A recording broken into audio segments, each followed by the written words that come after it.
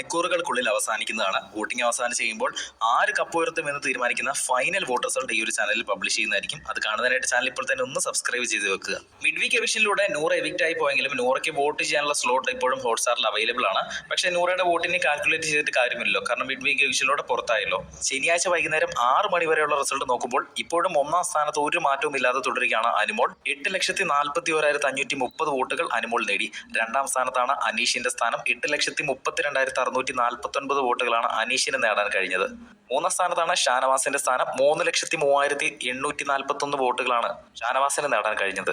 നാലാം സ്ഥാനത്താണ് നെവിൻ കപ്രീഷ്യസ്. 2,68,910 വോട്ടുകൾ നെവിൻ നേടി. ഏറ്റവും പിറകിൽ 5ാം സ്ഥാനത്ത് നിൽക്കുന്നത് അക്ബറാണ്. 2,63,156 വോട്ടുകളാണ് അക്ബറിന് നേടാൻ കഴിഞ്ഞത്. ഗ്രാൻഡ് ഫിനാലയുടെ ഷൂട്ട് ഓൾറെഡി ആരംഭിച്ചു എന്നാണ് റൂമറുകളൊക്കെ കേൾക്കുന്നത്. പക്ഷേ പ്രധാന ഈ എവിക്ഷൻ ഒക്കെ നടക്കുന്നത് നാളെ ആയിരിക്കും ഷൂട്ട് ചെയ്യുന്നത്. കാരണം ഇന്ന് രാത്രിയിലാണ് വോട്ടിംഗ് അവസാനിക്കുന്നത്.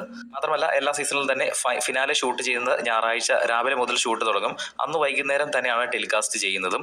ഇന്നിപ്പോൾ നടക്കുന്നത് ചിലപ്പോൾ ചില കലാപരിപാടികൾ, ഡാൻസും അതുപോലുള്ള പരിപാടികളുടെ ചിലപ്പോൾ ഷൂട്ടിംഗ് ആയിരിക്കും, അല്ലെങ്കിൽ ഇൻട്രോ ഷൂട്ട് ആയിരിക്കും.